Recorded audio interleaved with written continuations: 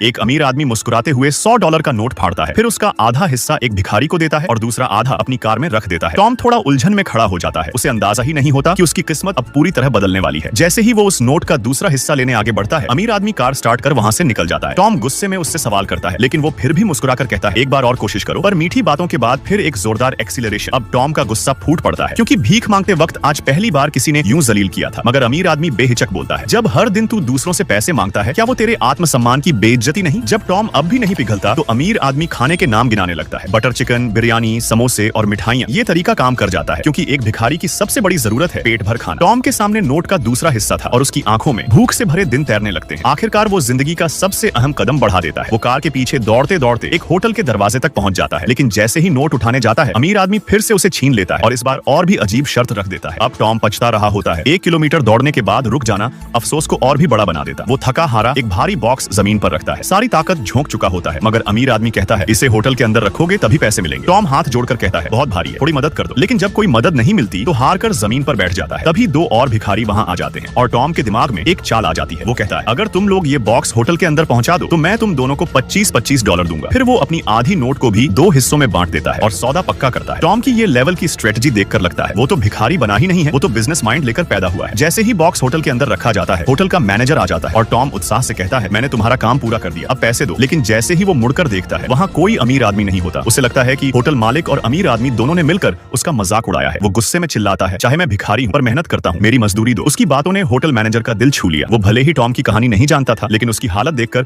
उसे नौकरी का ऑफर दे देता है। टॉम शुक्रिया कहता है, मगर अब उसका असली डर था, उस नोट के आधे पैसे नहीं मिले तो 2 भिखारी उसकी क्या हालत करेंगे। जब वो उन्हें बताता है कि पैसा नहीं मिला तो दोनों का चेहरा पलट जाता है। अगर 1 हफ्ते में पैसे नहीं मिले तो तुझे ऐसा पीटेंगे कि तू भीख भी नहीं मांग पाएगा। दोनों चले जाते हैं और टॉम वहीं जमीन पर बैठकर रो पड़ता है, क्यों भगवान, मेरी किस्मत इतनी खराब है। तभी उसे याद आता है होटल मालिक ने जो नौकरी ऑफर की थी। जिंदगी में जब सबसे बुरा वक्त आता है, तब एक नया रास्ता भी खुलता है। किस्मत तुम्हें धक्का दे सकती है, मगर आखिरी कदम तुम्हें खुद ही उठाना होता है। समय बीतता है, अब टॉम उसी होटल का मैनेजर बन चुका होता है। एक दिन जब वो रोज की तरह काम कर रहा होता है, उसे बताया जाता है कि एक मेहमान ने बिल चुकाने से मना कर दिया है। वो उस ग्राहक के पास जाता है और जब उसका बटुआ खोलता है तो उसे वही आधा डॉलर नोट दिखाई देता है। टॉम अपनी जेब से सालों पुराना आधा नोट निकालता है। दोनों हिस्से बिल्कुल परफेक्ट तरीके से मिल जाते हैं। सामने बैठा व्यक्ति और कोई नहीं, वही अमीर आदमी था। उसने टॉम की तरक्की देखकर मुस्कुराते हुए कहा, जब पूरी दुनिया तुझे पैसा दे रही थी, मैंने तुझे आत्मसम्मान देना चाहा। पैसा देना आसान होता है, लेकिन किसी को मेहनत की आदत देना वो असली मदद होती है। टॉम भावुक होकर उसका धन्यवाद करता है। फिर अमीर आदमी मुस्कुराकर कहता है, अब जरा खाना तो परोस दे। टॉम हंसते हुए मुड़ता है, लेकिन जब दोबारा पलटकर देखता है, वहाँ कोई नहीं होता। वो अमीर आदमी हकीकत था या सपना, अब इससे फर्क नहीं पड़ता। असल जिंदगी में हम सब किस्मत का इंतजार करते हैं, लेकिन जब तक हम खुद अपने कंफर्ट जोन से बाहर नहीं निकलते, हम असली बदलाव कभी नहीं ला सकते।